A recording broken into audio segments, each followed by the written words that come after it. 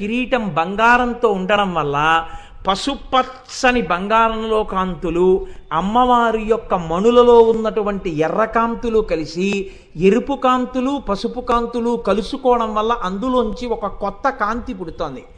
ఈ కాంతులు అమ్మవారి కిరీటానికి పక్కన ఉన్నటువంటి తదియనాటి చంద్రరేఖ, తెల్లటి అమృత సదృశంగా ఉన్నటువంటి చంద్రరేఖ మీదకి ఈ కాంతులు పడుతున్నాయి.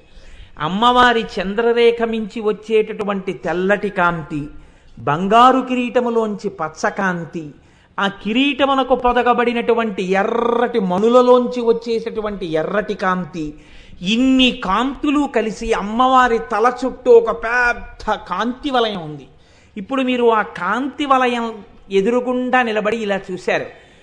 మిరిసిపోతున్నటువంటి ఎర్రటి నా తల్లి ముఖమండలం మీకు కనపడింది. అబ్బా, ఎంత అందంగా ఉందో అమ్మ అనుకున్నారు. అమ్మవారి యొక్క లలాట భాగం ఒక్కటే కనపడుతోంది. ఆ పైన కిరీటం పెట్టేసి ఉంది. కిరీటంలోంచి అమ్మవారి యొక్క ముంగురులు అలకలు ఎర్రటి అమ్మవారి లలాటం మీద అలా ఇలా కదులుతున్నాయి.